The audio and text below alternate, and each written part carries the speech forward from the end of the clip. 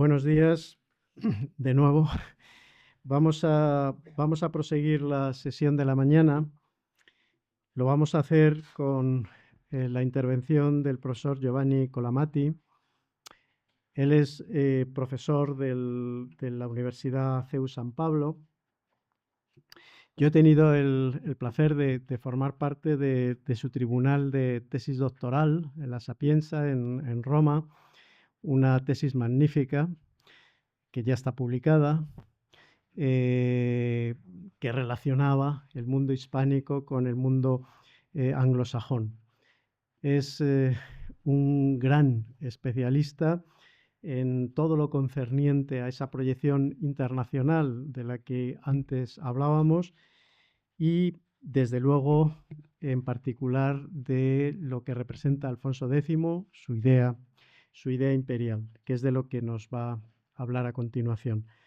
Creo que además sobre este tema estás comprometido en Basilea precisamente, ¿no? Para hablar de esta importante cuestión. Bueno, yo no me quiero entretener mucho más. Yo agradezco muchísimo al profesor Colamati que haya tenido la amabilidad de acompañarnos y vamos todos a disfrutar de su magisterio, que pese a ser tan joven es mucho e importante. Pues primero de todo, muchas gracias. Quiero agradecer a los organizadores por haberme invitado y antes de empezar quería solamente transmitir dos sensaciones. Uno es un poco de sagrado temor porque soy un italiano que viene a hablar de Alfonso X en el corazón mismo de España, de las instituciones universitarias, con lo cual, para decirlo como decimos nosotros italianos, eso es un poco como enseñar el Padre Nuestro a los curas. Me siento un poco realmente, como imaginaréis, un poco asombrado, pero creo que la confianza y la amistad de los organizadores, ¿no? De alguna manera subsana esto que es una condición particular mía. Y la segunda, antes el decano hablaba de las vocaciones alfonsíes que surgen durante cosas como esta. Quería decir solamente que hace 12 años yo entré por primera vez en mi vida en esta facultad como estudiante Erasmus, en su biblioteca, y gracias a la ayuda de Alejandro Rodríguez de la Peña, que se lo quiero agradecer, yo descubrí a Alfonso X y aquí estoy hoy. Y creo que hay maneras peores de envejecer. Como decía, ya joven, cada día menos, pero si esto es envejecer, pues yo firmo. Empiezo ahora hoy teniendo el tiempo realmente para no aburriros demasiado. La clase, bueno, la ponencia que hoy os voy a dar se titula, ¿no? Alfonso X y la idea imperial. Y en parte lo que el profesor Carlos de Ayala ha dicho en su ponencia ya ha sido un poco adelantar, decimos, lo que es probablemente el más interesante de los proyectos alfonsíes. Lo siento para quien estudia la historiografía, para quien estudia las cánticas, pero para mí el intento de un monarca cristiano del siglo XIII que intenta convertirse en emperador parece extremadamente interesante. Y de allí, por esto, el famoso fecho del imperio. Pero antes de hablar del fecho del imperio, al cual yo dedicaría, si están de acuerdo, la segunda mitad, decimos, o la última parte de mi ponencia, a mí me interesaba más bien hablar de la idea de imperio que tenía Alfonso X. Y preparando esta ponencia me he dado cuenta que sería reductivo decir que Alfonso X tenía una idea imperial. Haciendo un poco un análisis, recuperando las varias fuentes, creo poder decir que Alfonso X en su cosmografía imperial tenía por lo menos tres diferentes ideas imperiales, que son las tres que veis aquí detrás.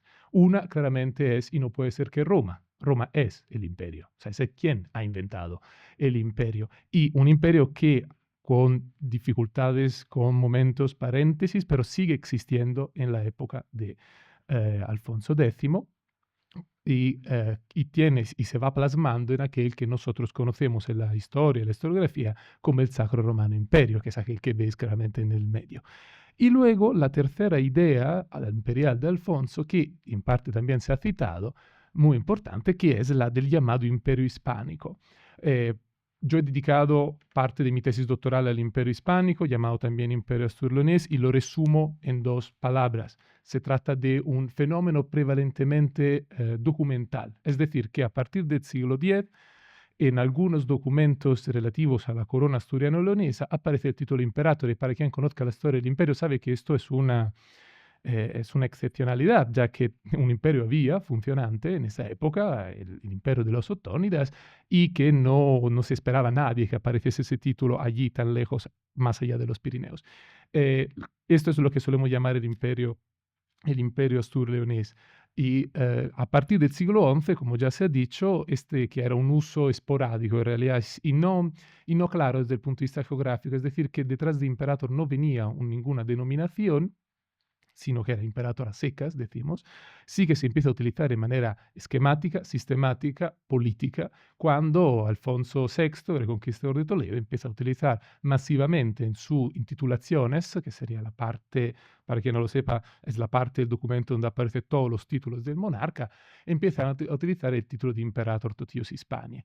Y allí Alfonso VII, famoso, el emperador, no por nada, que llega incluso a ser coronado emperador en la Catedral de León, emperador de España, en la Catedral de León, y durante cuyo reino se pone por escrito esa famosa crónica, que es la crónica de Fonsis Imperatoris. Todo esto no lo he estudiado yo por primera vez, evidentemente, hay eminentísimos estudiosos que son los que veis allí. La última, para citar el trabajo más completo, es el Enser Antoine. Esto es algo que Alfonso X tenía en su referencia imperial mental, decimos así, en su cosmografía imperial. ¿Por qué? Porque, como de nuevo se ha dicho antes, en otra obra que es el Septenario, se hace una clara referencia al padre, a Fernando III, diciendo que quiso llamar su reino no reino, sino imperio, así como habían hecho sus antepasados antes de él. Es decir, que de alguna manera esto estaba en la mente de Alfonso, y esto justifica lo que es la argumentación del profesor Carlos de Ayala, que nos ha repetido antes, de la idea de la supremacía peninsular respecto a lo que es la idea de lanzarse a una carrera que es la carrera imperial continental. Pero es verdad que si yo tuviera que decir cuál de los tres imperios son el imperio que más interesa a Alfonso, la respuesta sería muy probablemente el Sacro Romano Imperio, es decir, el imperio en el cual él se encuentra a vivir y de cual él, siendo monarca de un reino cristiano, de alguna manera es pertenencia, es parte. Esto lo entendemos porque podemos leer tranquilamente las numerosas fuentes que proceden de la época alfonsí, como es, por ejemplo, la fuente madre, la fuente jurídica madre de todas las fuentes, que son las 7 partidas, donde vemos, ahora nosotros no lo vamos a leer porque no es importante, pero, o sea, no, es importante, pero no hay mucho tiempo, pero es la segunda partida en el título primero, donde se norma literalmente, se establece cuáles son las prerrogativas del emperador, que es el imperio, y de allí las que son las prerrogativas, decimos así, de los reyes, que de alguna manera se tienen que relacionar con el emperador y con el imperio. Y si nosotros leemos la ley primera, se ve claramente que para Alfonso, cuando Alfonso habla de imperio, aún viviendo seguramente en este recuerdo de lo que era la Roma antigua, pero es verdad que el imperio es una cosa concreta. El imperio es el más alto de los poderes temporales de la tierra, que no responde a nadie sino al Papa, pero solo y exclusivamente en lo espiritual. Y cuando él sigue hablando de las que son las características del emperador y los diferentes poderes del emperador, llega un momento en la ley segunda donde también especifica cuáles, donde también especifica de qué estamos hablando, de qué tipo de imperio estamos hablando y cómo, por ejemplo, se elige un emperador. Lo veis aquí al fondo, en la parte un poco más grande. Ante este poder tiene el Señor luego que es escogido de todos aquellos que han poder de escogerlo o de la mayor parte, siendo hecho rey en Alemania, en aquel lugar donde se acostumbraron a hacer antiguamente los que fueron escogidos para emperadores. O sea, Alfonso sabe que en el momento en que está hablando de imperio se refiere a una cosa concreta a nivel, diríamos hoy, geopolítico, pero decíamos antes diplomático, que no es tanto una pertenencia ideal, sino un imperio que es una monarquía electiva, cuyo monarca es elegido por los príncipes alemanes. Se refiere claramente al imperio alemán. Un imperio que en ese momento era, o sea, el hecho de que estuviese allí en Alemania, no tenéis que pensar que fuese totalmente y completamente, pacíficamente, decimos, aceptado. Hay un caso famoso di Juan de Salisbury, que en el Policraticus, un siglo antes, escribe quis teutonicus constituit iudices nationum. O sea, ¿quién ha dicho que tienen que ser los alemanes los jueces de las naciones? ¿Por qué el imperio ha acabado allí en Alemania? Y yo siempre digo a los estudiantes, alguna cara las reconozco, para entender cómo un hombre del siglo XIII veía al imperio, al Sacro Romano Imperio, tendríamos que pensar un poco a cómo mucha gente hoy ve la Unión Europea. ¿Qué es la Unión Europea? Bueno, ha sido un grande proyecto, una grande aspiración, casi una necesidad, si lo pensáis a nivel político. Muchos se identifican con ella y saben de pertenecer a esta identidad europea, pero al mismo tiempo nos da cierto sentido de extrañedad pensando que, exactamente como para el imperio, el lugar donde se toman las decisiones es un lugar que está al noreste, donde hay gente que habla un idioma muy complicado y con la comida cuestionable, decimos, ¿no? ¿Por qué? Porque vemos Europa como algo propio al mismo tiempo como algo un poco lejano. Ecco, lo mismo pasa en el siglo XIII con el imperio. ¿Por qué? ¿Quién ha dicho que son los alemanes los que tienen que elegir? Y el imperio, en realidad, del tiempo, vuelvo a poner el mapa de antes, es una situación, vive en una situación complicada. Vive en una situación complicada de naturaleza, porque recordamos, es verdad, lo dice Alfonso X, el imperio es la más alta de el cargo más alto del poder temporal de la tierra. Y técnicamente, dentro de los súbditos del imperio, están todos los súbditos de la que antes era la civilitas y luego la romanitas y luego la cristianitas. Pequeña nota, yo lo digo siempre, soy italiano. Nosotros el latino lo estudiamos en el colegio y lo estudiamos con pronuncia eclesiástica, no con la restituta. Os tenéis que aguantar, lo siento. Para mí es civilitas y no civilitas, me suena tremendo civilitas. O kiwilitas, perdón. Entonces, ¿qué había pasado? Que en época romana, la civilitas y la romanitas habían prácticamente englobado todo lo que eran las poblaciones que vivían dentro del imperio. Con la llegada del cristianismo se había hecho ecuación civilitas et cristianitas. Ahora estamos en el siglo XIII, donde han ido surgiendo las numerosas monarquías que un tiempo se llamaban monarquías feudales o nacionales en diferentes partes de Europa, que pero al mismo tiempo siguen formando parte de la cristiandad, con lo cual deben cierta sumisión al emperador. Pero este es la parte ideal. Y si por un lado tenemos la que es la lectura ideal, al otro lado tenemos necesariamente la que es la lectura real. Y la lectura real es que el imperio es lo que veis justo encima de mi cabeza. Es decir, un conjunto de territorios unidos bajo una monarquía que es electiva, donde el monarca es elegido por príncipes, por pares, y que corresponde más o menos a lo que hoy sería, bueno, lo que al tiempo era Alemania, Reino de Bohemia, el que veis en verde, yo estoy sin gafas, con lo cual lo imagino, abajo al sur el Reino de Borgoña y de Arles, el norte de Italia, el centro de Italia y supuesta técnicamente también Roma. Esto es el imperio a nivel técnico. A nivel técnico y al mismo tiempo es un conjunto de territorios extremadamente heterogéneo, dividido en principados, dividido en condados, ducados, dividido en reinos y divididos en ciudades independientes con derecho imperial. Dirá Henri Pirenne, que es uno de los grandes historiadores medievalistas del principio del XX, que la Alemania, sobre todo la del siglo XV, pero en general, es una anarquía disfrazada de imperio. Y es probablemente la mejor descripción que se puede hacer de la Alemania imperial. Y entonces hay que saberse mover en estas dos visiones, estas dos líneas, estos dos planos, el imperio ideal y el imperio real. Y Alfonso X, que no por nada es nuestro rey sabio, conoce muy bien los dos planos, tanto el ideal como el real. El ideal cuando dice que es el más alto entre todos los poderes de la tierra, temporales, y el real cuando dice sí, pero se elige en Alemania y son los príncipes alemanes los que eligen el nuevo emperador. Y es interesante el hecho que Alfonso gaste tantas páginas, Alfonso, decimos que en las partidas se gasten tantas páginas para hablar del imperio, porque si lo pensáis, Alfonso aunque lo haya intentado ser, técnicamente emperador nunca ha sido. Entonces, ¿por qué en lo que es uno de los el principal libro jurídico de su época decimos dar tanto espacio a la cuestión imperial?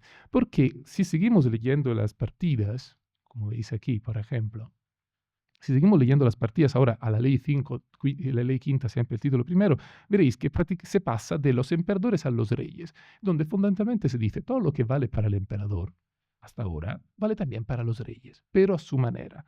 Es decir, que el rey es una reproducción en pequeño del emperador. Y hay una famosa frase que ha abierto miles y miles de páginas de estudios científicos que dice, vicarios de Dios son los reyes de cada uno en su reino, puestos sobre las gentes para mantenerlas en justicia y en verdad en cuanto a lo temporal, bien así como el emperador en su imperio. Esta es la primera vez que, por lo menos que yo, por lo que yo he podido ver, que es una cuestión famosa, una de las primeras veces donde aparece un principio que luego años después será codificado en la corte de Felipe IV el Hermoso. Estamos en Francia, ya han pasado unos años, que es el principio de rex est imperator in regno suo, o sea, el rey es emperador en su reino, y que muchas veces los historiadores, hay que decir sobre todo los franceses, por evidentes razones nacionalísticas, suelen reconducir a Felipe IV cuando en realidad ya estaba presente dentro de las ideas propuestas por Alfonso X. Y quiero añadir que lo crees o no, este pequeño principio que ahora se delinea tímidamente por la primera vez será la razón y la causa del final del imperio, porque es el momento en que los reyes, las diferentes monarquías se empiezan a, no decimos independizar, pero sí a emancipar de la corona imperial, que se creará la Europa de las naciones con el tiempo que hoy nosotros conocemos. En todo esto, estas son las ideas, decimos, imperiales de Alfonso X. Entonces, repetimos, Roma, Sacro Romano Imperio y Imperio Hispánico, que como veis se ha quedado allí, a lo mejor más adelante volverá.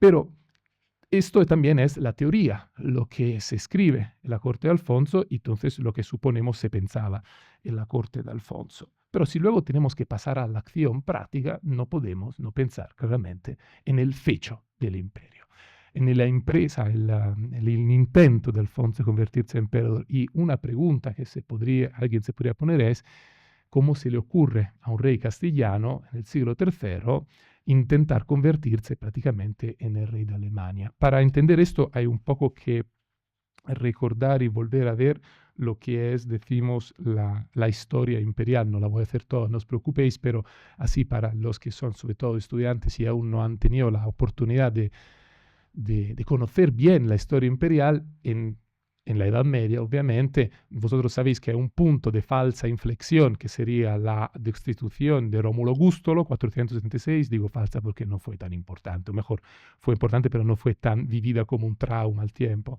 El saqueo de Roma fue vivido como un trauma mucho mayor.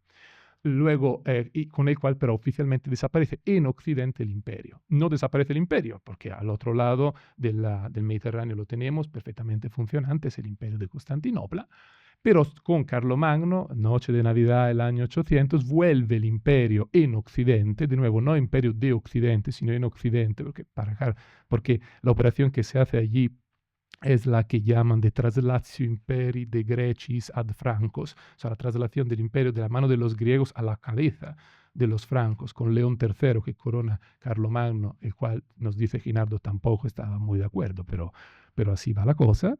Y de allí empieza la nueva vida del imperio medieval, que se caracterizaba por los ottónidas en el siglo X, que llegará a un punto un auténtico punto de inflexión en su historia en el principio del siglo XI, bueno, mitad del siglo XI, con la famosa querella de las investiduras o lucha de los poderes universales, cuando la enésima dinastía imperial, recordáis, es una monarquía electiva, por esto se cambian las dinastías. Cuando la enésima dinastía imperial, que en este caso la dinastía de los Salios, pierde, lo siento mucho, yo soy gibellino en el alma, pero en este caso hay que decirlo, que pierde la contienda con el papado y pierde también un concepto de imperialidad que heredaba directamente de Constantino, es decir, la idea por la cual el emperador es tanto señor de lo temporal como de lo espiritual, pues la fractura, la separación y la pérdida del poder espiritual pasa prácticamente en esta época. Y empieza un periodo de crisis que pero se recupera a mediados del siglo XII con una nueva dinastía, que es la dinastía que a nosotros nos interesa y de la cual ya se ha hablado, que es la dinastía de los Hohenstaufen, cuyo uno de los más importantes exponentes es Federico I Barbarossa, con el cual, para citar un poco Guerras Galácticas, Guerras Estelares, Star Wars, no sé cómo le llamáis, es el capítulo donde el imperio contraataca, o sea, se vuelve a restablecer la importancia del imperio como estamos en el siglo XII, ya desde hace casi un siglo se ha redescubierto en Bolonia, gracias al fenómeno de las universidades, el surgimiento de las universidades, se ha redescubierto el derecho romano. Irnerio imperio y sus discípulos están estudiando en Bolonia, Federico dice, bien, acepto, asumo el hecho de haber perdido el poder temporal, pero cuidado, el poder espiritual, de haber perdido el poder espiritual, pero cuidado, el poder temporal del imperio es muy antiguo, tan antiguo cuanto el del Papa, incluso más. ¿Por qué? Porque se remonta directamente a la romanidad. Y de allí el recupero del derecho romano. Y de allí, recordarlo, lo digo para los estudiantes porque los compañeros saben perfectamente que estoy hablando, de allí la necesidad y el deseo de cambiarle nombre. Hoy diríamos su rebranding del imperio, para entendernos. O sea, llamarle Sacro Romano Imperio, porque las saceritas o las sacrosantitas son elementos que pertenecen al derecho romano. Y para afianzar el imperio de las injerencias papales, se dice, no, el imperio es sacro y romano. Esto recordarlo porque muchas veces en los libros, en buena parte a causa de las editoriales que le gustan hacer títulos llamativos, se define el Sacro Romano Imperio todo imperio, y no es así. El Sacro Romano Imperio se llama así solamente a partir de Federico I Barbarroja, después del enfrentamiento con Alejandro III, el Papa. Y de allí seguirá la dinastía de los Hohenstaufen y se crea en este momento en Europa una profunda división entre los que están con el papado y los que están con el imperio. Esta es la famosa división que seguramente os sonará entre güelfos y gibelinos. Tengo que deciros por ética profesional que realmente la división güelfos y gibelinos es más antigua que esta época y remonta cuando había dos dinastías alemanas diferentes enfrentadas, las de los Welf, de donde luego se itanaliza, o sea, se hace italiano la palabra Welf, Gelf, Guelfo, y los que estaban con los Waiblingen, que es otro castillo, otro feudo, de Waiblingen, Ghibellino, Ghibellino. ¿Mm? Y los Waiblingen, para entendernos, son los Hohenstaufen, porque Waiblingen es uno de los castillos de los Hohenstaufen. En la época que estudiamos nosotros, la de Alfonso X, Europa, primero Italia y luego Europa, se está dividiendo en las que se suelen llamar partes. La parte gibellina, parte güelfa. No nos gusta utilizar el título partido porque es un verbo, un vocablo demasiado contemporáneo, pero sí. Y entonces se está delineando en Europa esta distinción. Y hay que decir que en época del nieto de Federico I Barbarroja, Federico II Hohenstaufen, esta distinción es clara y Federico II tiene un enorme éxito entre los que son los gibelinos del tiempo y los que sustentan al emperador frente a un papado que cada vez más intenta imponerse sobre el imperio y con dificultad lo consigue, en el sentido que tiene sus armas el papado, pero la cosa interesante es que a pesar de las diferentes excomuniones, Federico II, yo lo digo siempre, es excomulgado 2 veces y medio. O sea, es decir, 2 veces y luego depuesto. A pesar de esto, se va radicalizando este gibelinismo, sobre todo en Italia, por el cual se está con el emperador hasta lo último, hasta el final. Pero es aquí que se inserta la historia. Bien, es aquí que se inserta la historia de nuestro Alfonso X. ¿Por qué? Federico muere en 1250. Federico muere en 1250, se ha dicho antes, pero lo repito ahora un poco para ser claros. Federico ha sido seguramente un personaje enorme, un titano del siglo XIII. Y en parte yo estoy convencido, luego nos lo dirán quien se ocupará de los manuscritos de Federico II, Alfonso X, una inspiración para nuestro Alfonso X. Pero ha hecho varias cosas bien. Federico, entre ellas, ha hecho lo que debe de hacer todo monarca, o sea, engendrar una descendencia. Federico deja hijos, muchos se le rebelan cuando aún él es rey, pero a otros le suceden. Corrado IV es el hijo que le sucede en el imperio. Manfredo para vosotros es aquel que le sucede, hijo bastardo, que le sucede en Sicilia, pero es verdad que aprovechando del momento de debilidad de la muerte del emperador y de las dificultades también logísticas del momento, imaginaros vosotros cuánto se tardaba en bajar a Italia con un ejército, por ejemplo, el papado, con la ayuda de Carlos d'Anjou, consigue enfrentarse a la parte ghibellina y uno tras el otro todos los descendientes de Federico van pereciendo. Corrado IV, Manfredo, Corradino. Poco a poco parece casi, no digo casi porque estas son las fuentes que nos lo dicen, que el papado tenía ya la manía de los Hohenstaufen, era una mala planta que había que extirpar de Europa. Y entonces esto, y lo consigue, en un momento donde no hay descendientes directos de Federico II Hohenstaufen, y entonces empieza a pasar los descendientes indirectos, como ha dicho antes el profesor Carlos de Ayala.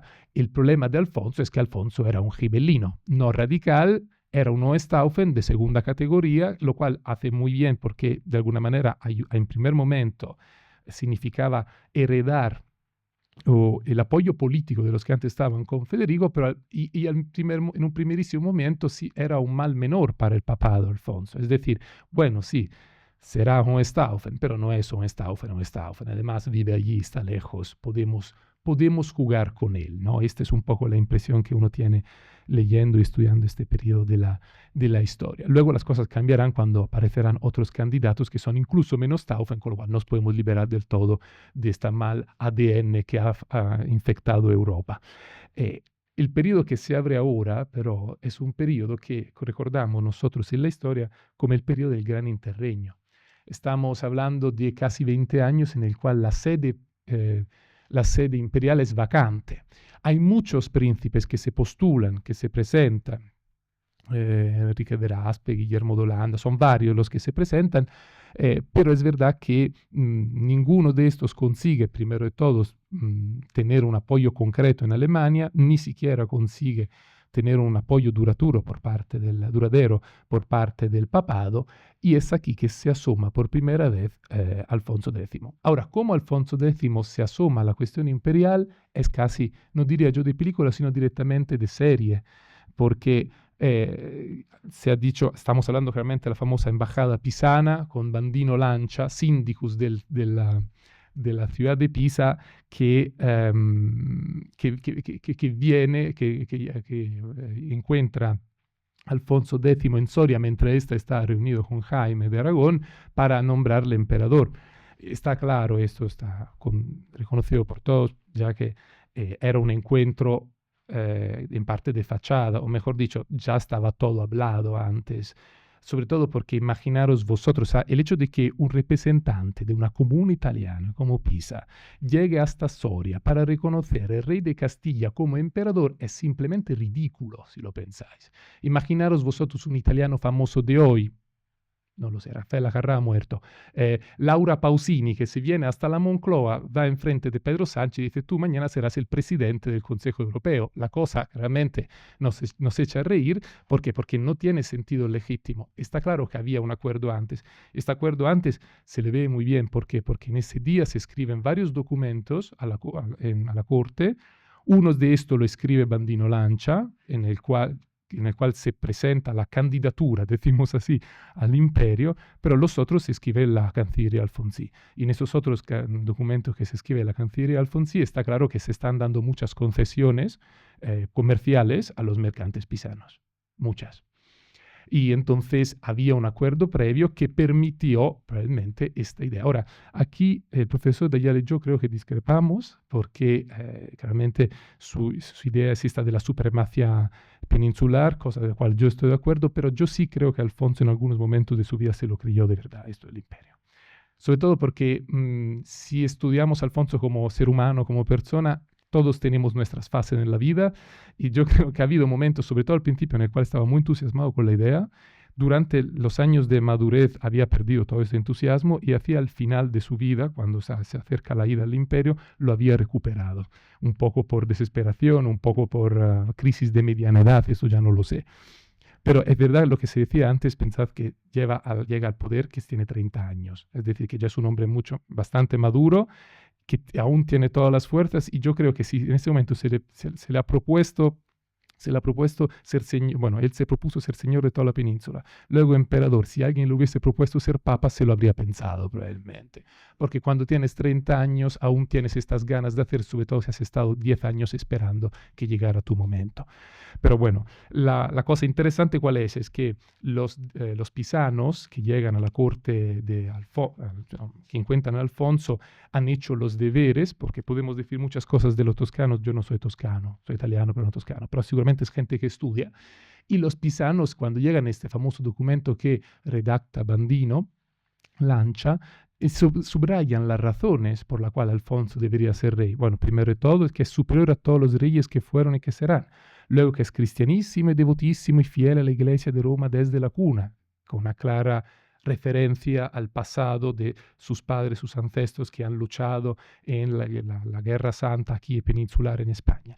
Y luego los dos elementos que en parte ya han sido citados, que por ahora remarcamos, el hecho, sois conocido por haber nacido de la progenie de los señores del ducado de Suabia, aquellos que por privilegios de los príncipes y por concesión de los pontífices de la romana iglesia, tienen justa y dignamente el imperio que ahora os toca a vos de aquella casa, sois descendiente directo, es decir, descendiente de los duques Suabia. ¿Por qué? Porque efectivamente es sobrino de Federico II. Y añado un elemento más, que aún me parece que no se ha citado, y por medio de vos, que sois sucesor del excelso emperador de los romanos, Manuel, parece que se pueda volver a unir los imperios que abusivamente fueron divididos, así como en los tiempos de César, del cristianísimo Constantino.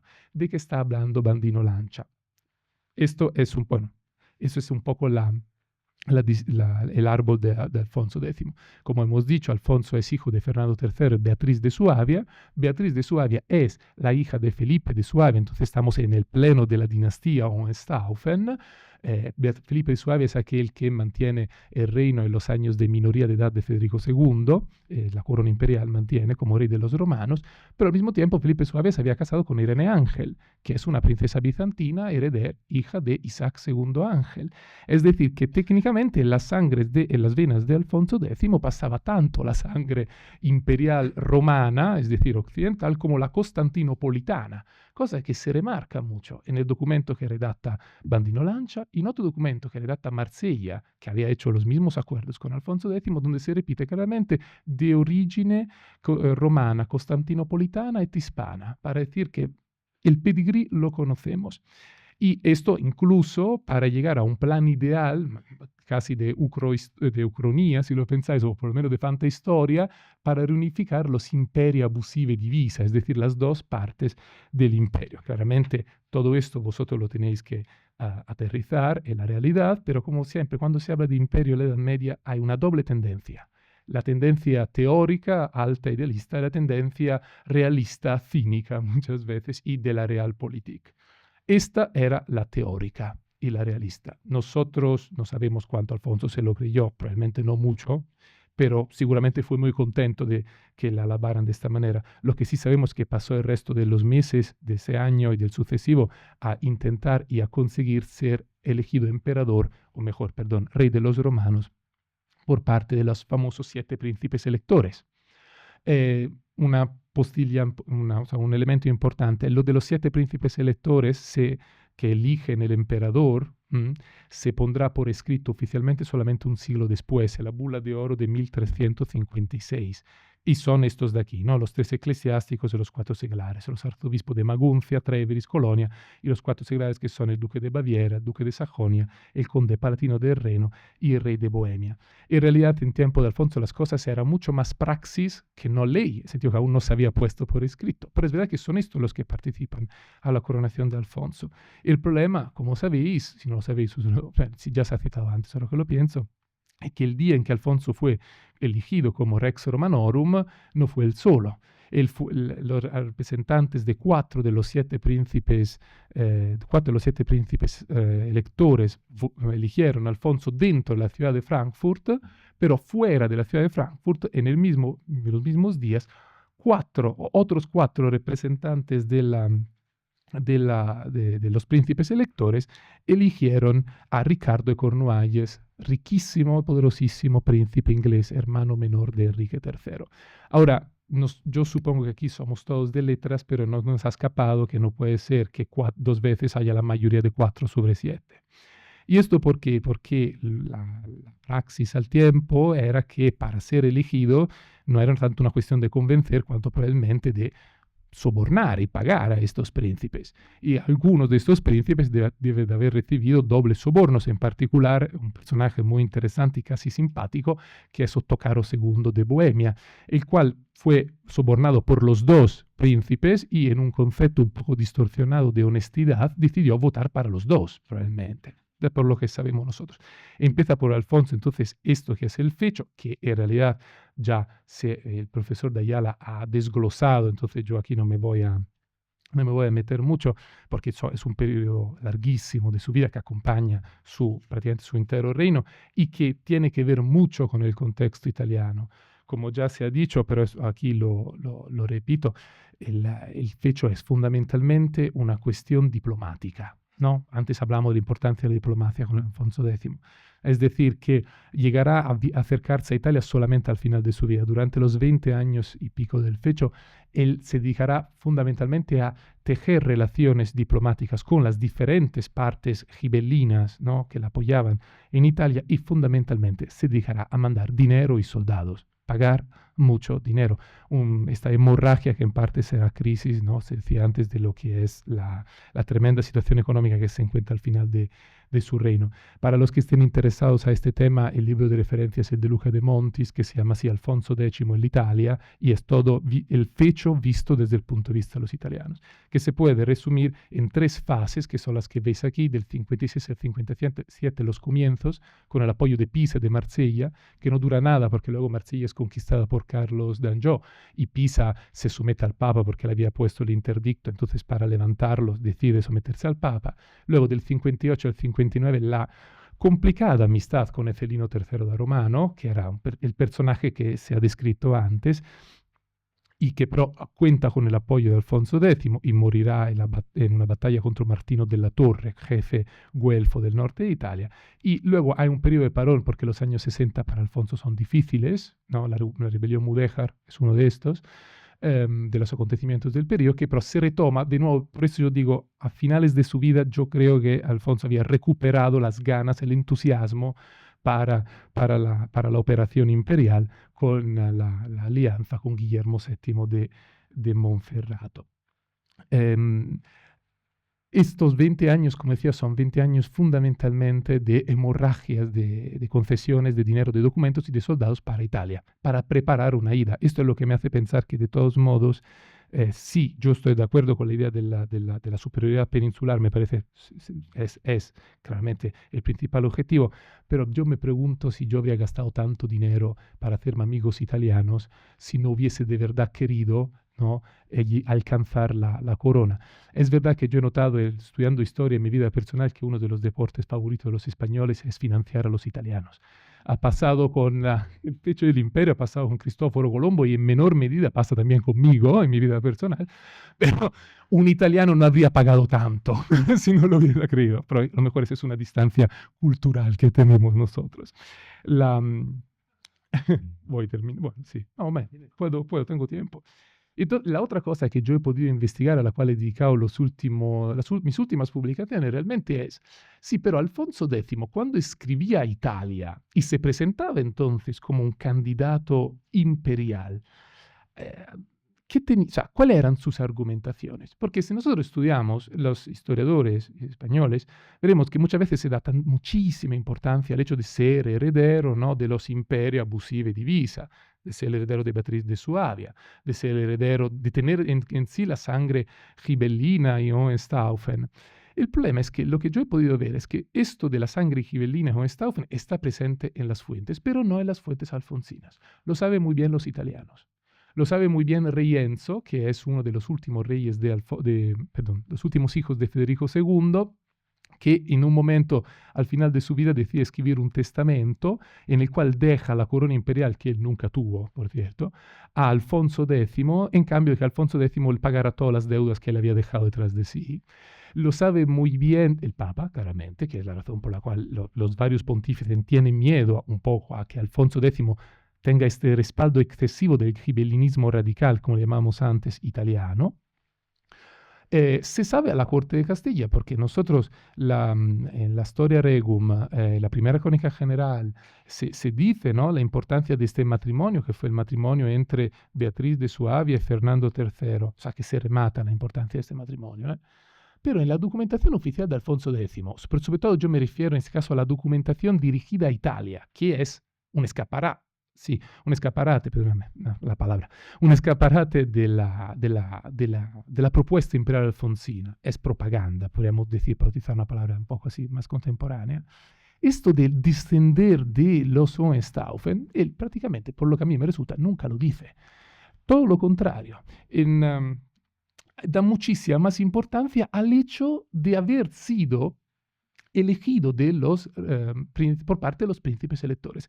En una famosa carta, que es esta, estamos en el octubre del 58, o sea, pocos meses después de la elección imperial, que fue en el mayo del 57, en octubre del 58 Alfonso escribe a Siena, de nuevo, confesiones, ayuda, hemorragia, escribe a Siena con el intento claro de comunicarle: yo soy el nuevo rey de los romanos porque he sido elegido por parte de los príncipes electores.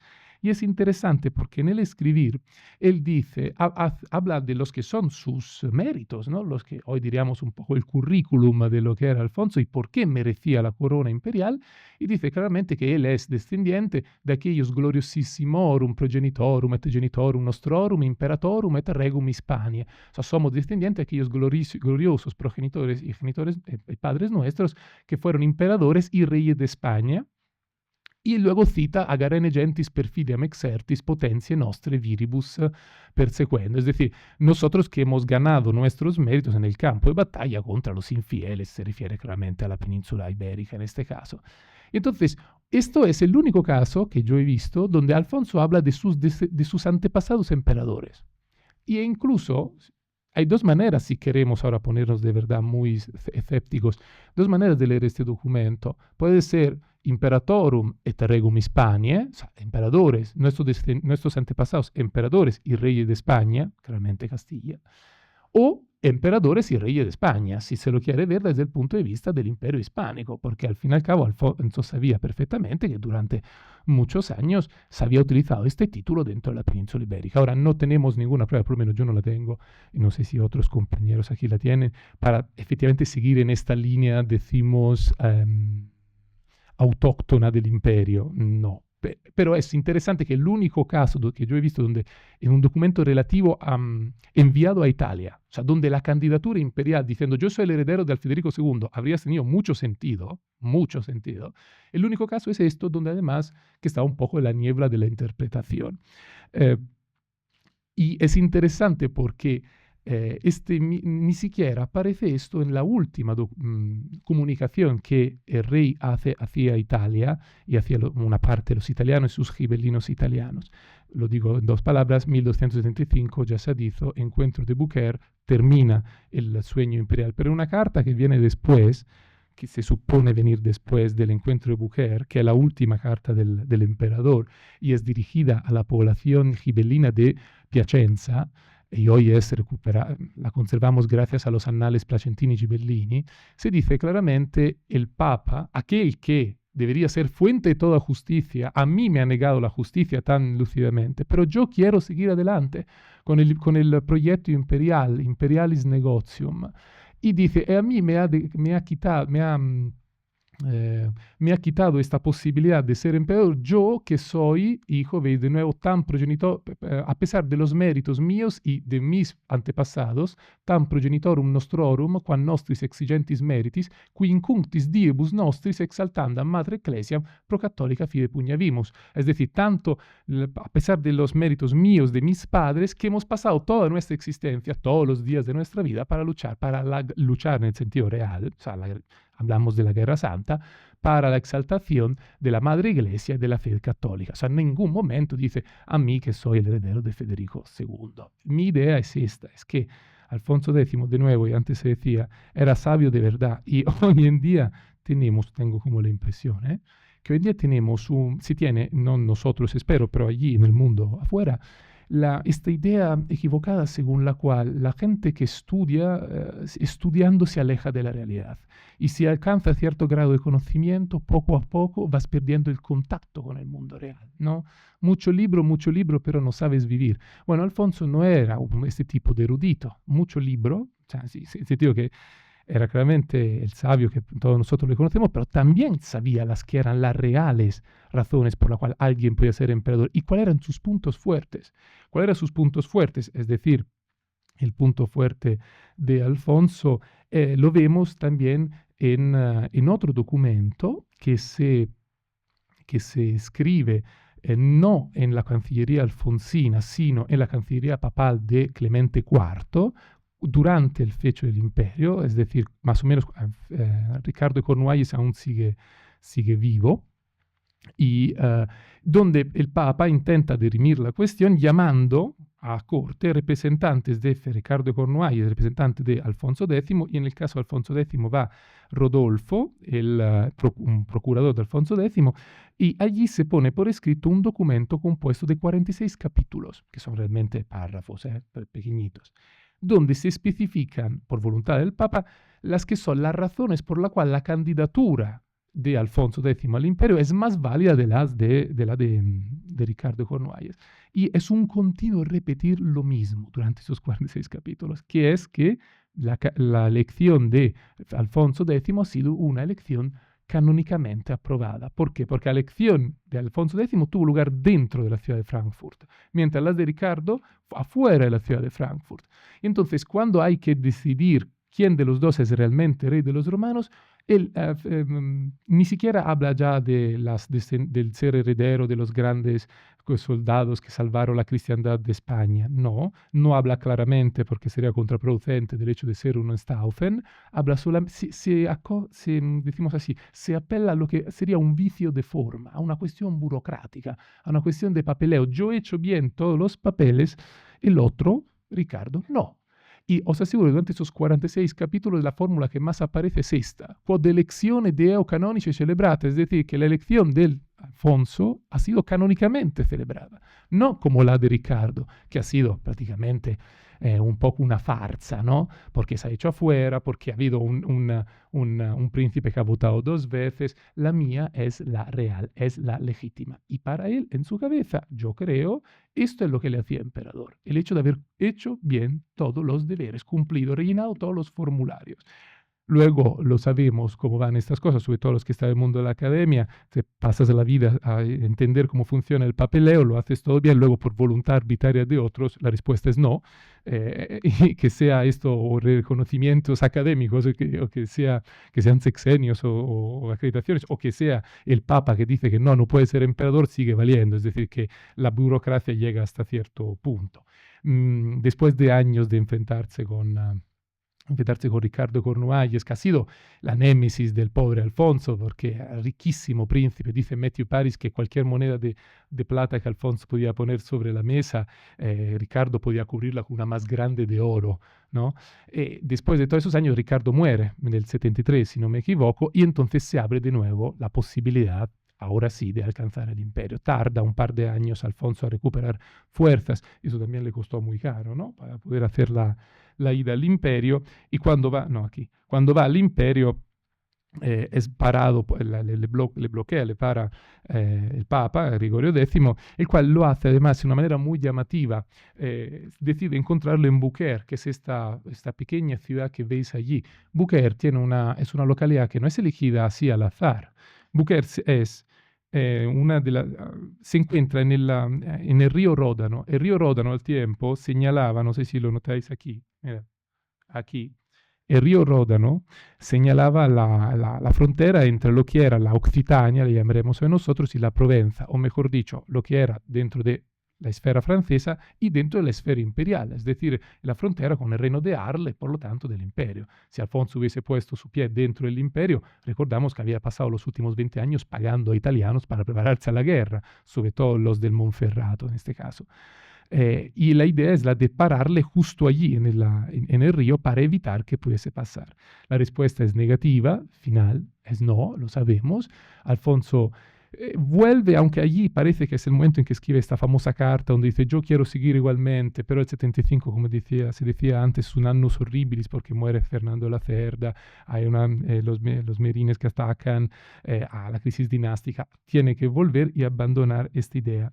Ahora, yo para cerrar un poco, y entonces decimos, termina así la historia de, de, de de Alfonso X como emperador, como aspirante emperador, y en su lugar lo que el Papa le tuvo que decir ese día es que ya había elegido otro emperador, que era un príncipe menor, de una dinastía menor, que no digo que nadie conocía, pero claramente que se había elegido para ser el menor estorbo posible en los que solo que eran al tiempo las dinámicas internacionales y la diplomacia internacional. El nombre de este príncipe era Rodolfo, que será el primer Rodolfo de la casa de los Habsburgo, que será luego la última grande dinastía imperial, de la cual años después vendrá otro rey de España, rey hispánico, que se convertirá, esta vez sí lo conseguirá claramente, en emperador, y me refiero a Carlos V, emperador. Con esto se cierra, decimos, la parte que tiene que ver con Alfonso y la historia imperial. Y yo quería cerrar también esta ponencia con una ultimísima reflexión que nos ayuda a ver la importancia del intento de Alfonso de convertirse en emperador. Durante muchos años, la historiografía, ahora me pongo un poco más técnico, pero la historiografía ha considerado los años del interreino y prácticamente todo el siglo XIV como el periodo de la crisis imperial. Es decir, el periodo en que el imperio pierde de importancia, ya no es un agente político funcional como lo era antes, pierde también de capacidad de propuesta identitaria, pierde también de capacidad de propuesta política en general, cultural. Y se suele ver esto, encuadrar esto dentro de la grande crisis del siglo XIV. Para los que sepan, el siglo XIV es un siglo de crisis, el cautiverio viñonés, la peste, la crisis económica. Últimamente los historiadores, sobre todo la historiografía italiana y la alemana, está recuperando mucho el imperio del siglo XIV, sobre todo alrededor de dos figuras que son Enrique VII, que para quien no lo sepa es el emperador ideal de Dante Alighieri, y Carlos IV, demostrando cómo en realidad la corte de estos emperadores y en sus proyectos políticos había un auténtico revival imperial en la Europa del tiempo. Yo quiero subrayar que me gustaría proponer que en realidad incluso el periodo de mayor crisis como es el interreino, donde veis que muchos príncipes se asoman a la corona imperial y el imperio de por sí es fuertemente debilitado como estructura centralizada, en realidad esta que es efectivamente una crisis política, a nivel teórico y de universalidad del imperio, es el momento del auge del imperio medieval.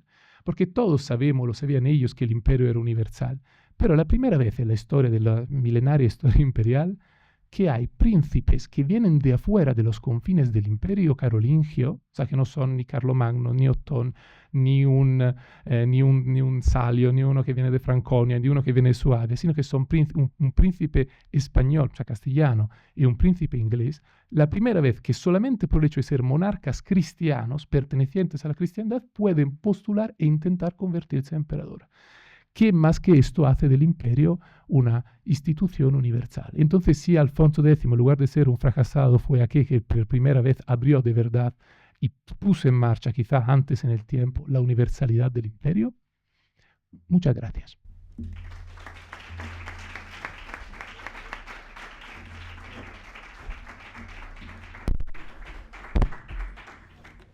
Muchas gracias, Giovanni. Esta última frase le hubiera encantado a Alfonso X. Bueno, tenemos tiempo hasta la 1, si no me equivoco. Sí, tenemos tiempo para intervenciones, preguntas. Tenéis la palabra.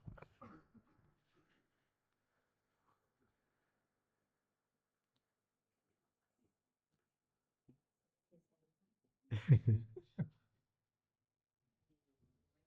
primer lugar, para agradecer a Giovanni de nuevo esta brillante exposición que desde luego ha sido muy rica en contenido y que nos ha proporcionado una vez más sus componentes, ¿no? Para entender la complejidad del reinado de Alfonso X. Y te quería preguntar algo que es probablemente para ti es muy básico, muy sencillo, pero me ha venido la duda, porque lo desconozco. ¿Existe algún vínculo familiar entre Bambino Lancia y Bianca Lancia? Hay, ¿Hay alguna?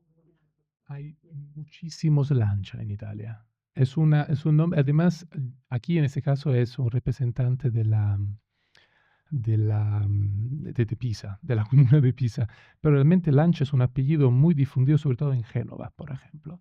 Lancia es un apellido bastante común que procede del hecho de que probablemente es el apellido que se daba a... o sea, en Italia los apellidos surgen en el siglo XI a raíz de, sobre todo, cuestiones como bélicas, de guerras. Decimos Lancia probablemente porque era un caballero o de todos modos armado en su época. Eh, yo no, que yo sepa, no hay relación directa entre Bandino y los Lancia de Manfredi. ¿Eh? Que me vendría muy bien.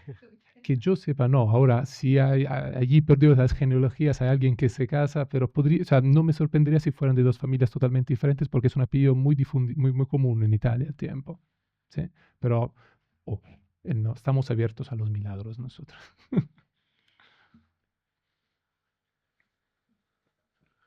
Una intervención más. Bueno, he quitado las dudas a todos, Sí, que ha sido realmente... de una claridad meridiana. Perfecto.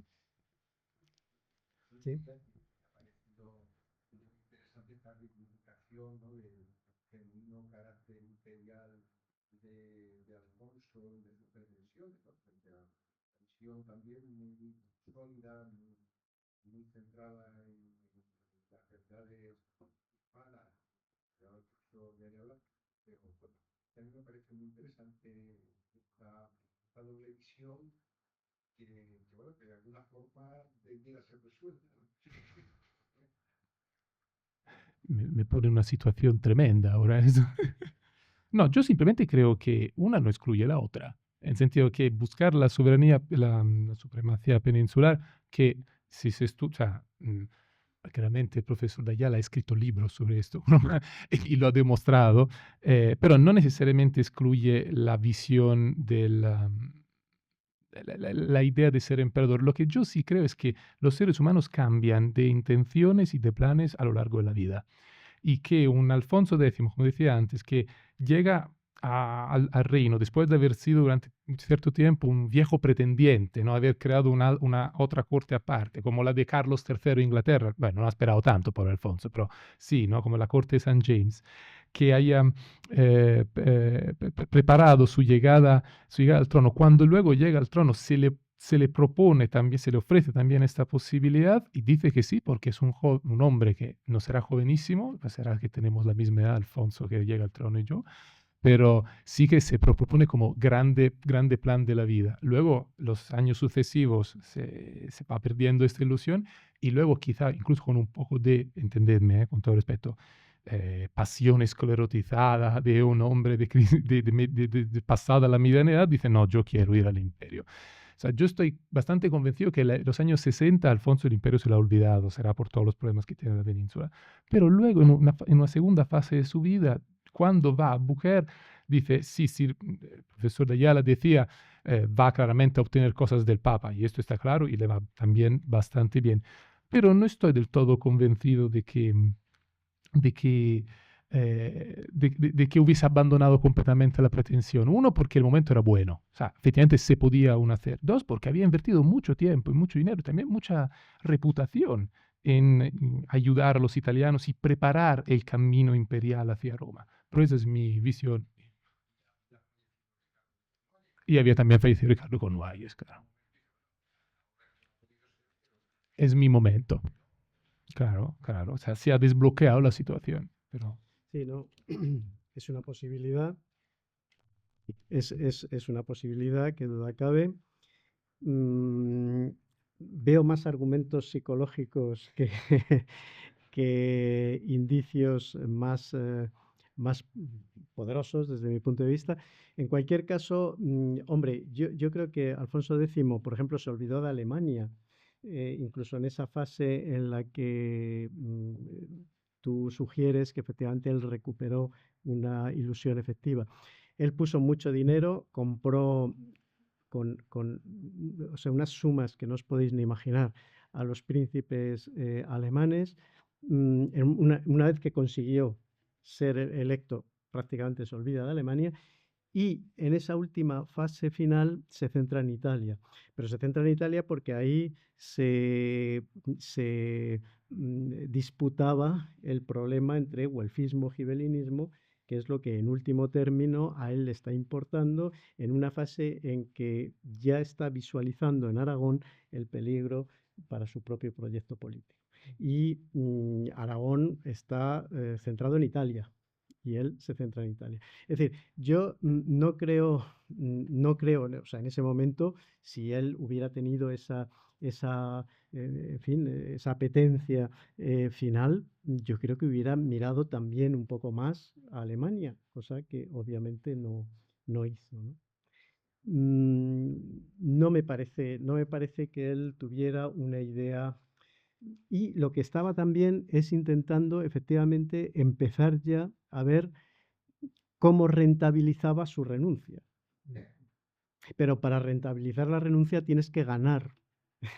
Es un poco lo que ahora desgraciadamente pasa, ¿no? Con el tema de la guerra de Ucrania y de Rusia, ¿no? Es decir, probablemente los ucranianos saben que van a perder, pero de lo que se trata es de ganar las posiciones mayores para que la negociación sea también más rentable. Entonces, desde ese punto de vista, yo creo que Alfonso X estaba apostando por una negociación rentable y no tanto por una recuperación de una idea que creo ya se le había escapado, si es que alguna vez realmente la tuvo. Pero bueno, en fin, son puntos de vista y efectivamente yo no puedo demostrar lo que digo, Y yo creo tampoco, que en tú tampoco. absoluto, en absoluto. De hecho, tiene razón cuando dice que en parte es son evidencias psicológicas. Esto sí, pero no sé, yo siempre intento recordar que la persona que escribe en sus obras y la persona que actúa son la misma persona.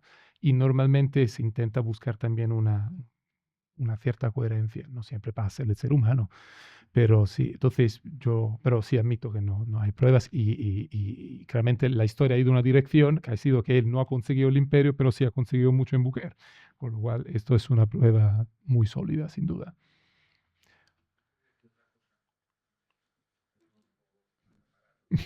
Pero en los años primeros y más importantes de la puesta imperial están coincidiendo también con la otra gran empresa posible, el pecho de Allende de la cruzada. Esto también tiene una relación. Absoluto. Eh, incluso en estos años, de verdad, el empeño político militar más fuerte, más, es más el pecho de Allende que con los otros. Pero hay que ser muy bien el imperio, ¿no? Para encabezar una gran cruzada por otro lado. También que se apoyan totalmente y están promoviendo una gran cruzada en África, no es un proyecto especial, el rey cristiano, Y son dos empeños diferentes, porque uno es bélico, el otro es diplomático. Entonces, ¿no? O sea, el hecho de estar preparando la enésima guerra contra los infieles, como decían, es un elemento más, que es el elemento que aparece en la propaganda, llamámoslas así, en la documentación de Italia. O sea, está todo el rato repitiendo, yo vengo del pueblo que ha liberado la península de los islámicos, ¿no? Sí, sí, evidentemente era la gran carta de presentación ante el Papa, para empezar, Sí, para claro. ganárselo, y efectivamente se lo ganó. Es decir, Alfonso X jugó bien porque luego los resultados de la Cruzada de Allende Son un poco claro, cuestionables también. también ahí habría que preguntarse hasta qué punto él realmente, o sea, él estaba empeñado en ello como un proyecto y bueno, y para decirle al Papa, yo soy el rey cristiano que soy capaz de encabezar una cruzada. Qué mejor carta de presentación para ser el emperador de la cristiandad. Claro, claro. Mm, Ahora, yo creo que Alfonso X era un hombre muy hábil y era Sí. un gran político. O sea, por eso cuando se dice y decimos, ¿no? Fracasó claro, fracasó en su ambicioso proyecto, pero era un hombre que no daba puntadas sin hilo y era un político mm, eh, muy correoso, muy, que no sabemos exactamente a lo mejor lo que estaba pensando y lo que estaba realmente. Tú hablabas de esa coherencia, ¿no? Mm. Yo no sé No, si más, todo lo que más escribía maquiavélico. o lo que... Sí, yo lo considero Maquiavélico. un poco más Eh, maquiavélico. Para ser un buen político hay que ser un poco Sí, maquiavélico. pero en el siglo XIII. Bueno, bueno. Bueno, bueno, sí, sí, sí, muy bien. Bueno, dirá que en Sí, Italia por lo menos la hora de comer. perdón, bueno, quedan simplemente hablando de maquiavélicos, Ah, no, por el papel que a mí me parece efectivamente apasionante de Ottokar, el rey de Bohemia, que además para los checos incluso actualmente es un referente, de cultura popular, ¿no? pero vamos, increíble. Entonces este hombre, que por cierto era primo de Alfonso X, Mm. bueno, efectivamente, como tú muy bien has señalado, parece que el tema de la honestidad no era su fuerte, pero mm, pudo haber algo ahí detrás, además de eso. Quiero decir, ¿cómo pudo él justificar y justificarse en una acción verdaderamente mm, muy llamativa, ¿no? Ma la pregunta es justificarse ante quién. No hay un Pues tribunal que le diga, bueno, pero usted está justificando para esto. empezar ante el propio Papa, ¿no? Es Ma decir, Ottokaro II, il Papa. Sì, cioè, non sé quali sono le relazioni entre el papado y la Bohemia del tiempo, Ottokaro II, pero no me, o sea, por lo poco que sé sobre este personaje, no me parece uno que respondiera todos los días ante el pontífice. ujú, No lo sé, ¿eh? Pero, y luego la otra cosa es que, eso es importante, lo he dicho antes rápidamente, pero el hecho de que hay 7 príncipes electores, hace falta la mayoría para ser emperador, es una cosa que nosotros hoy no sabemos porque un siglo después alguien lo pone por escrito en la bula de oro. Pero es importante entender que a esa época nadie había establecido cuántos son los príncipes electores, quién son los príncipes electores, porque, por ejemplo, Federico I Barbarroja fue elegido por 28 príncipes. Es una cuestión puramente casi de aclamación, no estaba escrito por ningún lado. Entonces no había una norma a la cual atenerse. No quiero decir que no, o sea, y técnicamente no es que uno se... Yo antes he hablado de candidarse al imperio, que es un error, porque uno no se candida al imperio, claramente eligen emperador. Entonces no es que hay que llenar un formulario efectivamente y cumplir con las normas para ser emperador. Lo que pasa es que si tú tienes el apoyo de los príncipes electores y te eligen, entonces eres emperador. Como no hay una norma, puede ser también que alguien dice, bueno, he votado este, pero voto también al otro, cambio de idea. O sea, no había nada ante cuál responder. Esto no lo estudio yo, Armin Wolf ha estudiado muchos años el colegio, la conformación del colegio electoral imperial. Y lo que está claro es que, paradójicamente, en eso también la parte de Alfonso es importante, porque la querella que se abre entre Alfonso y Ricardo hace que se establezca en la praxis que son estos los 7 príncipes electores y se pondrá por escrito solamente un siglo después. Pero si en ese momento se hubiese levantado, no lo sé, el duque de Carinzia y hubiese dicho yo también voto, podría haber pasado. O sea, podría haber pasado que puedes Ricardo. votar dos veces, ¿no? O sea, Sí, claro, sí lo sé. Lo he dicho, es una distorsionada sí, idea de honestidad, yo creo. sí, Sí. estamos absolutamente de acuerdo. Bueno, quedan unos minutos para la una, que es el tiempo previsto de acabar. Si hay alguna otra intervención o alguna pregunta, sí. Ujú. Cuando has dicho que Alfonso X como que esconde, o sea, él no pone por escrito que es fidedigno, Esconde. esconde, pero No no lo... lo pone por escrito, pero luego sí se asocia con los fidedignos en Italia. Sí, eso es el realpolitik. Sí. ¿Cómo crees que se considera, o sea, él o sea, lo usa o él siempre, o sea, o él de verdad es fidedigno? Que no he entendido muy bien. Volvemos siempre al problema de la psicología del personaje. Como él se considera a sí mismo, no lo sé, no lo sabremos nunca. ¿Mm? Como lo que él escribe, eso lo podemos saber. No todo, porque no todo nos ha llegado, pero podemos tener una idea. Y yo lo que he visto es que no utiliza esto como argumento legitimante, ni siquiera en frente de aquellos que lo verían como argumento legitimante. Está claro que ir al Papa y decirle yo soy el heredero de Federico II no es la mejor carta de presentación, porque le odiaban. Pero ir a Siena, por ejemplo, o a Pisa, o a Monferrato, donde quiera, y decir yo, o Ezzelino da Romano, que era el vicario imperial de Federico II, y su pariente también, yo soy yo soy el heredero de los Hohenstaufen, habría sido un punto útil. No lo hace. Y es el hecho que no lo... Y al mismo tiempo tú dices, pero ¿por qué entonces se pone al lado de los gibelinos? Porque era su natural partido, su natural parte. Era la parte de Italia que le estaba esperando, porque la otra parte de Italia estaba en mano a Carlos d'Anjou y al papado y a la parte güelfa, y él, yo supongo, como decimos que era un político capaz, sabía que era este su público, su audience, decimos así. Ahora, ¿por qué no lo usa? Probablemente, si queremos pensar que fuera un incapaz, no lo usa porque no se le ocurre. Pero nosotros aquí no pensamos esto. Yo pensaría que era porque de manera un poco, diríamos hoy en Italia, democristiana, quería mantener, ¿no? Quería presentarse como un moderado ante el Papa y como un gibellino, de todos modos, hablar con los gibelinos, heredero natural de los Hohenstaufen. Yo lo veo así, luego no lo sé, ¿no? Sí, sí, no, pero efectivamente un poco en la línea de lo que tú apuntabas, yo creo que el gibelinismo para Alfonso X fue un instrumento más. Es decir, yo no No una creo, fe, ¿no? exacto, es decir, no sería una adhesión ideológica perfectamente concebida, sino circunstancialmente instrumentalizada. Porque de hecho no tuvo lo inconveniente en pasarse al güelfismo más radical. Es decir, cuando ya pues vio que por el otro camino y podía tener el apoyo del Papa, que lo tuvo de hecho, de Martín IV en la Guerra Civil, que se dedicó a excomulgar a todos los enemigos y ahí dijo, no, yo con el Papa, yo güelfo de toda la vida. Bueno, Pero tampoco... ese es el... Perdona, ¿no? Sí, sí. No digo que eso es una de las cosas importantes. Durante muchos años, sobre todo en Italia, se ha visto la distinción güelfos y ghibellinos como si fueran y Montecchi y Capuletti, son familias que se odian. No es así. O sea, las ciudades pasaban con cierta tranquilidad del ser güelfas a ser ghibellinas en ocasión, dependiendo del momento. Y los güelfos muchas veces eran güelfos hasta que el Papa no le hiciera algún tipo de daño. Entonces sí, siguen llamándose güelfo, pero eran un poco menos güelfos. Pensad en Dante, por ejemplo, en Florencia, ¿no? Güelfos blancos y güelfos negros, que tú conoces los güelfos de Dante y dices, bueno, tan güelfo no me parece gibelino. Sí, pero es que en Florencia somos todos güelfos, con lo cual, o sea, no hay que ver la Italia del siglo XIII como separada por un telón de acero entre Unión Soviética y Estados Unidos. No es esto en absoluto. O sea, pero ni Alfonso X, ni siquiera las ciudades italianas, Siena, Pisa, Firenze, cambia.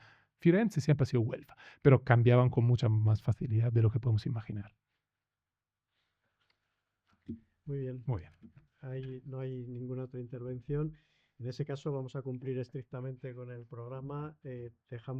Finalizamos la sección de la mañana y os convocamos a las interesantes ponencias de la tarde a las 4. Aquí mismo.